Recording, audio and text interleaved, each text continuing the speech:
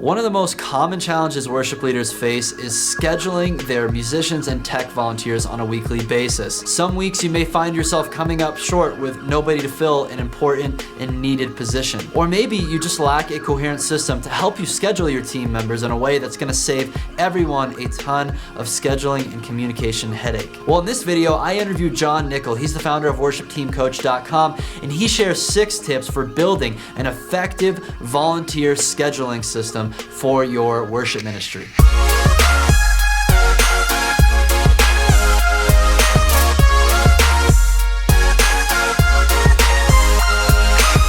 This video is brought to you by Lead Worship with Ableton, a free training to help you get started with the #1 worship leading software. With Ableton Live, you can run a click, backing tracks, and automate lyrics and lighting. It's the best tool for increasing excellence and eliminating distracting mistakes in worship. Click the link in the description to enroll in the free training today. My name is Jake Goslin with Churchfront.com, an online resource for innovative and creative church leaders. Make sure you subscribe to the channel and hit the notification bell so you can continue to receive all of our latest content to help you grow yourself and grow your church. Make sure you also check out the show notes below this video for some helpful tools and resources for your worship ministry. This video is a long form interview, so for your convenience, I've included some quick navigation links below. You'll also find this interview on the Churchfront podcast, so you can stream it on the go. So without further ado, get ready to learn a bunch of tips that are going to help you build more efficient systems for your ministry and help you become a better leader. Jon Nicol, welcome to the Churchfront podcast. Hey, thanks, Jake. I appreciate that. It's good to be here. Yeah, a few months ago, I came across your blog at worshipteamcoach.com. I began reading some articles and just a lot of what you have to say there and share there about developing yourself as a worship leader and developing your team really resonated with my passions for worship ministry. So it's cool. Very exciting to find a like-minded sort of, system-minded. You seem entrepreneurial. I think there's not enough of that in the church world, so it's really fun to make new friends in that area. So to begin, we're going to talk later on about scheduling your team members, because this is, I think, one of the most common reoccurring challenges we face in worship ministry. But before we dive into that, can you just tell us more about who you are and what is Worship Team Coach? Yeah, so Worship Team Coach was just this little hobby that started about almost 10 years ago. It'll be 10 years ago next year. And it was just something I did where I thought, well, I want to try to help out some worship leaders. Somebody had kind of planted a seed in me that they would, could see me doing some help with ministries. And I was like, oh, okay. I was pretty young in ministry still. But I started growing from there, and eventually came to a place where it was starting to see being able to help teams around the world, really. And I really kind of found my niche a couple years ago, where there's lots of people who are speaking into the artistic side of it, the musical side of it. There's a lot of people speaking into the theological side of it, but there's not a lot of people just talking about the leadership and the systems and things like that, and developing team members. And it's not the fun side of worship, but it's really the needed side of leading worship ministries. So we can do the fun side of things. And so then I live in Ohio, and just north of Columbus, in a city called Mansfield. Lexington actually is the actual city, and then I serve at a church there called Heartland Church. I've been there a little over 9 years, and have wife and 4 kids, so 13 down to 5. Yeah, and I like how you point out, too, as worship leaders, there's kind of different facets of our ministry. There's what maybe you could say the musical, that's probably the most obvious one. Like, you have to be competent to be able to play and sing, but then, there's also the pastoral, that maybe could be the second pillar of worship leading. And then you're right, there's like the leadership, administrative aspect of it. And to be honest, I think a lot of us do start off in, either I'm like a really gifted musician and that's what draws me to worship ministry, or maybe the pastoral side of it, I really care about shepherding my congregation and doing that through music. But not a lot of folks go into worship ministry being like, hey, I want to schedule volunteers on a weekly basis to come and play. It's like, it's kind of ridiculous when you think about what we're demanding out of our teams. So what was it that drew, like, what was it that sort of piqued your interest in that aspect of worship ministry? Yeah, well, I think it was when I heard Andy Stanley talk about systems, and he talks about it in a Catalyst talk. I don't know if he's ever written about it in a book or not, but it rocked my world, because I was like this person who was, I'm an artist, I'm a free spirit, I am not organized naturally. And so, when I heard him talk about systems, he was just, I'm like, I don't know if that's really for me. But he made a point of saying, first, God is a God of systems. And, we see the respiratory system. We see the solar system. We see in Acts 6 how there was a system to take care of widows and so the elders could have time to still minister the word. We see Ephesians chapter 4 where there's a shared leadership of gifts and roles. And so God is a God of systems. So that helped me realize, okay, this isn't just something for organized people and business people. And then also the other thing he said is every people problem you have is really a system problem. And so, like in the area of scheduling, if you have someone who keeps calling off time after time, that's a problem with that person. But what is it about your system that's allowing that to happen? So you already mentioned this, the scheduling being one of the systems. So, and that's where I wanted you to share with us, or that's what I wanted you to share with us today, is tips around how can we just better improve this whole scheduling system. This is something that even I kind of run into headaches with this every so often, and I don't have a huge team. Part of the reasons I have headaches sometimes is my team's not big enough to have enough people, right? Because a lot of times we find ourselves coming up short when it comes to manpower and stuff. Yeah. So most of the listeners of this podcast are at smaller to mid-sized churches. Okay. We don't have dozens or hundreds of volunteers lining up, to come serve in our ministry, and then some of the volunteers we do have. Again, I talk to a lot of worship leaders, and it's like maybe commitment levels are kind of low, or all these other issues going on. How do we approach this issue or this task of scheduling? Like where do we begin? Yeah, I think you begin with saying, okay, you've got to have a schedule. That's obvious. And realize that everyone already has a scheduling process. Whether it's you just send an email to the 4 people who you have in your church that can play an instrument and say, please show up this Sunday. That's your scheduling process.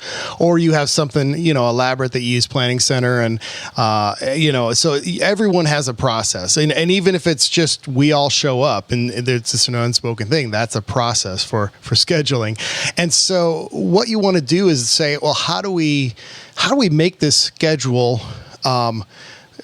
fit and move us towards what we value? And that's hopefully everyone values a committed group of team members and people who prepare and are all in and honor their commitments. And so, we want to try to say, okay, that's what we want. So let's build a system that takes us there. So I came across your blog post a couple days ago. It's one of your more recent ones. The 6 must-haves for your worship team schedule. I would love for you to just walk through what are these 6 must-haves for our schedules. Yeah. So.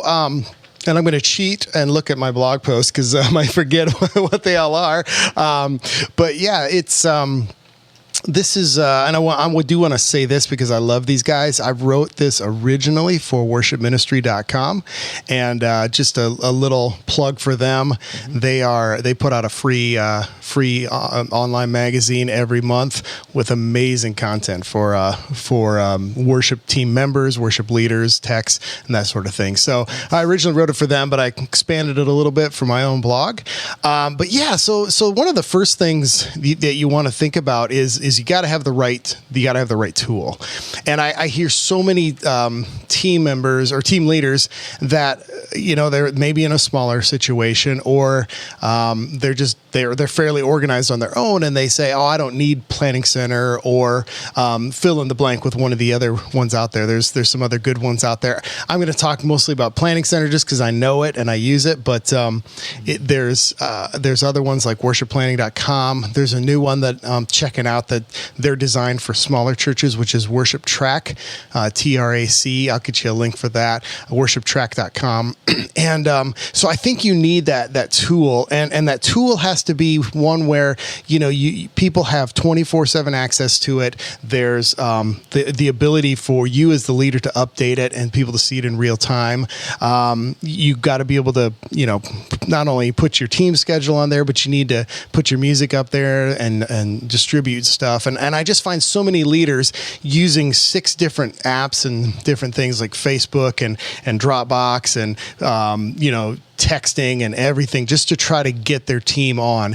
And the usually the reason is they say, I can't afford one of these paid services. But honestly, the time that you spend putting all that together and trying to get your team to get in on all these different avenues is probably more time and energy than what you would spend with something like Planning Center or Worship Track. Totally. I do not know what I would do without Planning Center and I hear that a lot too, where there's assumption that if we're a small church, and I'm talking like less than 50 people, heck, even less than 20 people, maybe there's only yourself. Even if it was just me and my worship team, if I was a one-person worship team, I would use Planning Center. But maybe you only have like 3 or 5 people. I believe, and I'm looking at Planning Center's website right now, that they have some free plans here. And if you are using their services app, which is the main app that we want to use as worship leaders, you can have up to 5 team members for $0 a month. Yeah. So it's free. And then you also get not only the scheduling, but you also have all of the features of building your song library and keeping all your charts organized and all that stuff. So it's honestly, it's at a point it's not even a valid excuse really to be like, oh, we don't even have budget. Like, because Planning Center is like, hey, you can use us for free. Yeah. And then when you grow, if you have a bunch more volunteers, that's really what you're paying for in Planning Center. It seems like just as the amount of people scales, that's when your billing starts to increase. So but that's a great point. And it's still pretty affordable. And I would say if I had to start over in another church with that was a little smaller, I would pay for it myself because it's that valuable. Yep. Yeah, these tools today are just all these different tools we have. They're so helpful. Like whether I think I pay like so much money in software services every month. I know. But like they're just a lifesaver, and it's totally worth it. But sometimes it can be overwhelming to know which ones do I actually need. And I agree with you. Like I probably would start look. My personal preference is Planning Center, but there's other ones like Worship Track. I've talked to the creators of them too, and they got a great heart behind what they're doing. Either one of those are great. Personal experience though, Planning Center, that's where I've experienced more of it. So yeah, definitely. Awesome. Great. Yeah, so one of the next things that you want to get in there, and this is where Planning Center does really well, and I'm assuming those other players in the game do it well too, is you want to have an expectation of response. You want your team members to respond to your schedule. It's not just, I remember the days of just sending out either a PDF email of the schedule or even mailing it. I go back that far as a worship leader, and you just don't know. And so then we'd have this system of calling and checking in with people to make sure they're good. And so what Planning Center has is it has ability to accept and decline. And so what I do on my team is I say, hey, you need to accept, or if you have to decline, you can decline, but please put a reason. So that way there's just some accountability. If it's a personal reason, that's cool. Just put personal reason. And then if they hadn't blocked their dates out ahead of time, which we can get into a little bit later, if they hadn't blocked their dates out, then I have this expectation that they, take some responsibility and start finding their own replacement. But I'm getting ahead of myself. But it's just a simple thing of saying, I need you to respond. And what that does, it starts to put responsibility back onto them to reply and just to take ownership for their schedule. Do you have any specific tips on how to kind of establish that expectation? Because I know it's easy for us to want them to respond, But practically, what would you do if you're in a situation where you have Planning Center all set up, you've sent out the scheduling emails, and it's crickets? So one of the things, it's easy to, you're right. It's easy to want that, but to get your team members to do that, some people will just do it and they're great. Some people will, if they don't do it, what I've started doing is just, sending out an email a week or so out, or actually having my assistant do it at this point, and just saying, hey, were you still on? You haven't accepted yet. And just kind of nudge them. And after a few weeks of doing that, they start realizing, okay, I don't want Sherry to call me every, time I'm scheduled, and they start doing that. So just simple reminders, and that'll probably take care of 80 to 90%. You're always going to have those few problem children.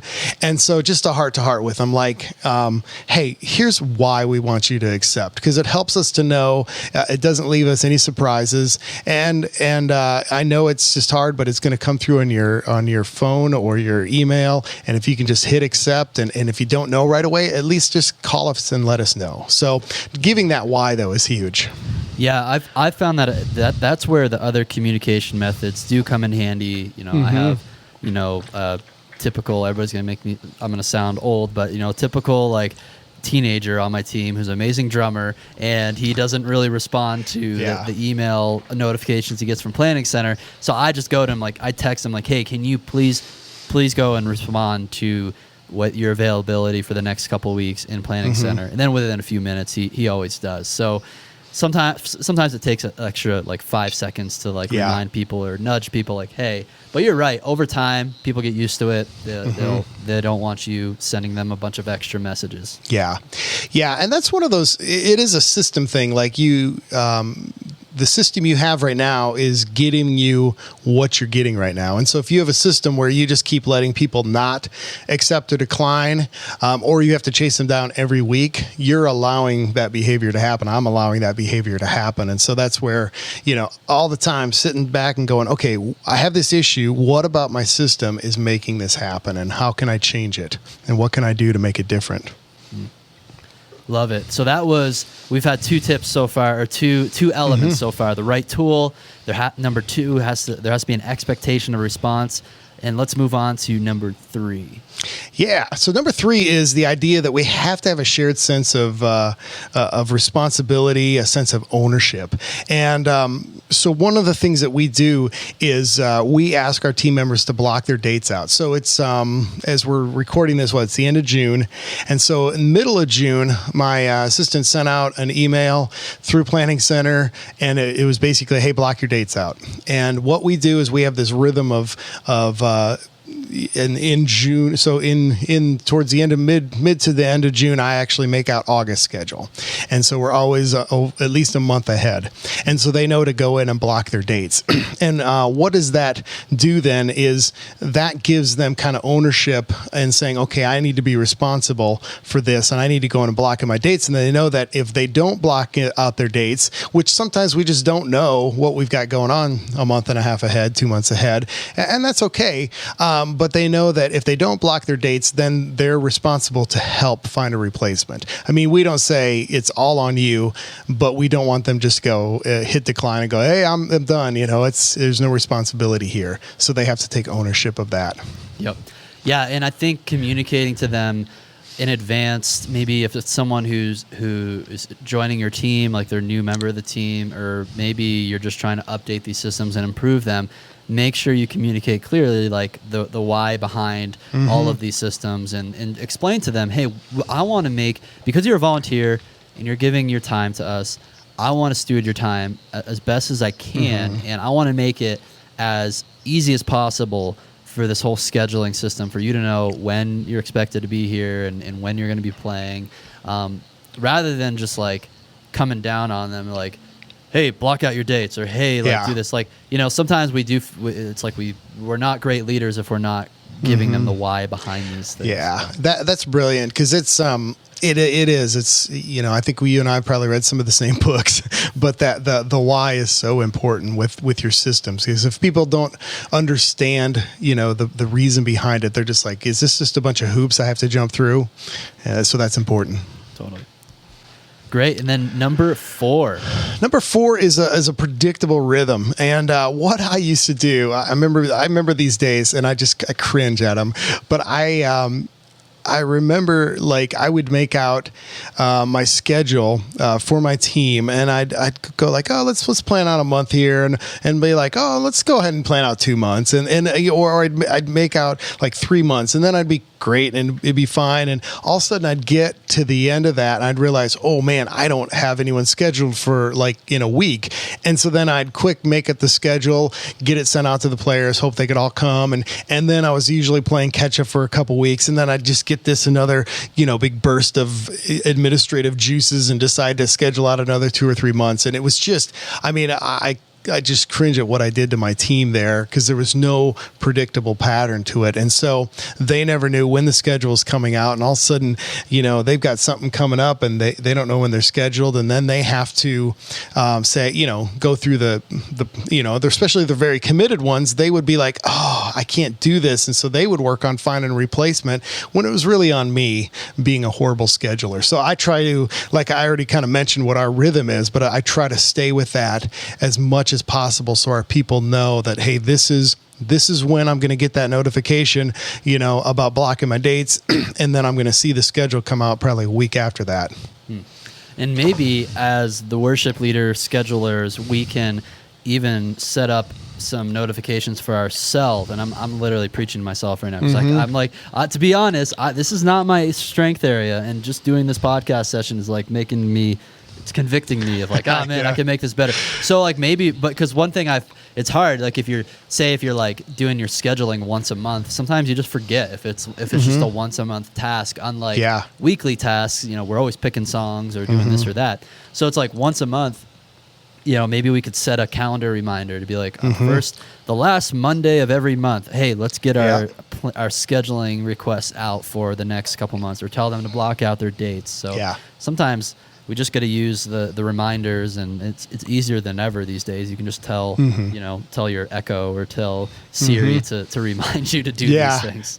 And I would encourage people too, because there are people listening to this who are just probably wired maybe more like you and I, more artistic and free flowing, and I'm not organized, as a natural, as a natural thing in my life, and so. What I did early on too is I look for people on my team that as volunteers, they could help me with things. And it might even be something as simple as asking someone who on your team is very organized, say, hey, can you remind me each month? And, and getting your team members, that's another way of just helping create ownership too, is doing that. Yeah, and there's no reason. Maybe you could actually delegate all the scheduling process to that person. And, that could even make it a lot easier, but again, you have to be supportive in the expectations that are set by it. You can't just like let someone do it and then you get scheduling responses and you don't even or requests and you don't even respond to them yourself. So exactly. Well, and I find that too. All of a sudden I'll be going by and all of a sudden I'll see like 2 or 3 weeks of yellow, which means I haven't accepted, and I'm like, oh shoot, I need to accept on these. So, but yeah, definitely. Great. So that was number 4, establish a predictable rhythm. Let's go on to number 5. Yeah, so number 5 is kind of my favorite thing anymore, and I'm trying to figure out how to use it in every area of my life, and that's batch process. And so when it comes to scheduling, the basic idea here is it takes less time to schedule 4 Sundays at once than it is to schedule 4 different Sundays 4 different times. And so I use that for my song planning. I use that for my scheduling. I even try to do that when I'm doing a task, like even writing a blog post.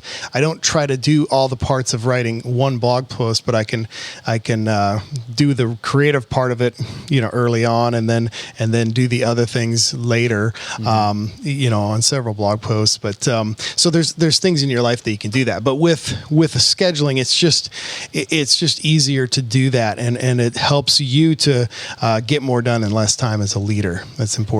Yeah, and this is something you can apply to lots of other tasks, whether it's maybe you do want to batch process your song selection. Why not do that, once a month if you can. Some churches it's hard. It kind of depends on sometimes what the other leadership's doing with scheduling sermons and stuff like that. But even mundane stuff like responding to emails, like rather than, this is something I wish I could get in the better habit of doing, but just set, one time, a day in the maybe morning or afternoon to be like, that's when I'm gonna sit down and respond to emails, rather than trying to do it a dozen times throughout the day. Yeah.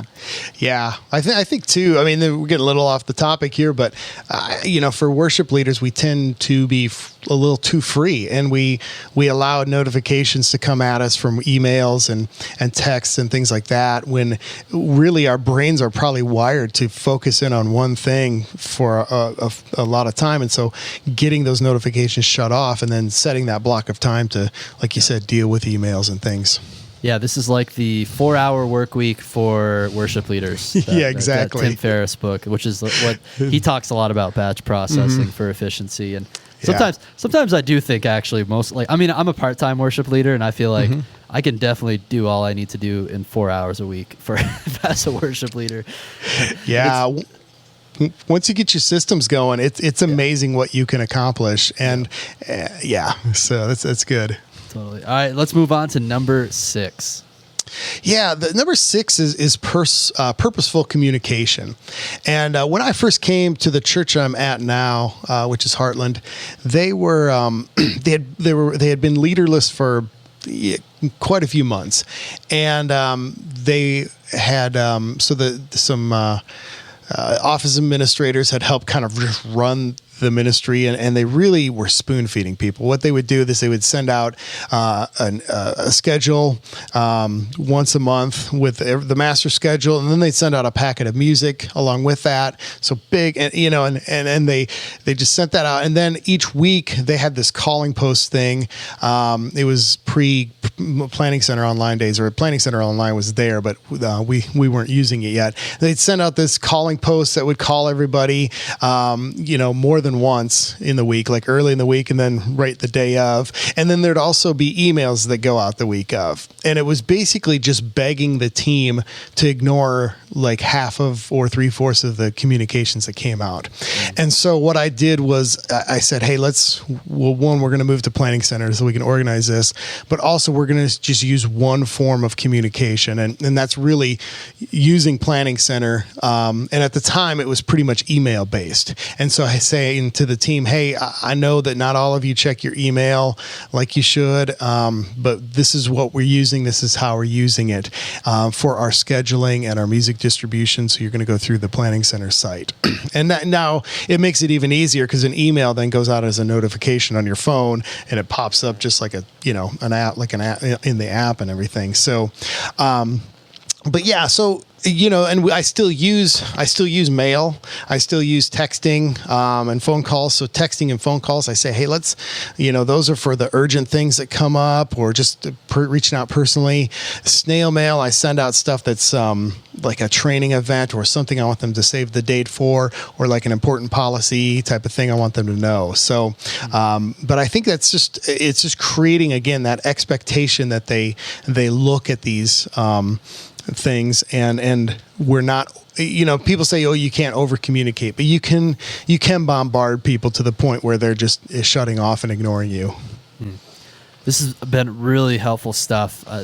Just to kind of recap those 6 elements, the number 1 is the right scheduling or distribution tool. Number 2, an expectation of response. Number 3, shared responsibility and a sense of ownership.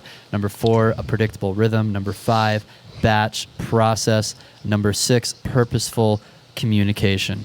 So if there are folks listening to this session, Jon, and they're just needing more help, they feel pretty overwhelmed about the whole idea of system implementation for their worship ministry, where's the best place for them to go to get more help in this area?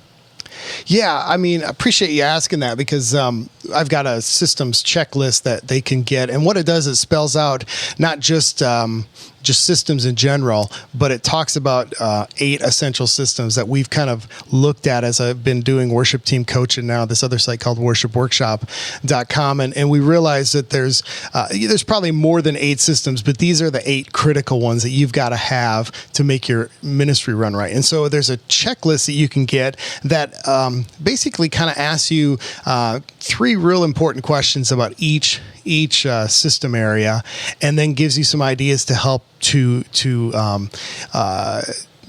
strengthen that area, or just create a real system if you don't really have one in that area. And so that's again, and the scheduling is one of those systems in there. So I'd encourage you. So you can go to. Actually, I'll just get you the link, because right now I don't have a nice short link to it. That's okay. I'll put the link. I'll put the link in the description of the podcast. If you're listening to this, or if you're watching this on YouTube, it's going to be in the show notes below this video. Cool. So go download that systems checklist today. And how can folks make sure they keep up to date with all of your latest content that you have for them? Yeah, if you sign up for that, you can get on my list, and then I keep updating you from time to time with different things. If you're we also have worshipworkshop.com, which is more of our training team members. And so you can go over there and sign up for a free class to take your team through. And again, it's kind of all interconnected with systems and team training and things like that. But it's just a great way to help leaders get things done, because we most of us are strapped for time, even if we're full time, and so we want to do as much as we can here at Worship Team Coach and Worship Workshop to help leaders get more done in less time. Well, thank you so much, Jon, for your time and walking us through these tips on scheduling. I want to encourage everybody, go download that checklist, go to worshipteamcoach.com and worshipteamworkshop.com. That was the other Worship Workshop. Sorry, worshipworkshop.com to check out that resource as well. And just thanks so much for all the hard work you're putting into to edify, worship teams and help, further the kingdom through worship ministry. Hey, thanks, Jake. I appreciate that, man. Thanks for your time, and thanks for having me on here. This was great.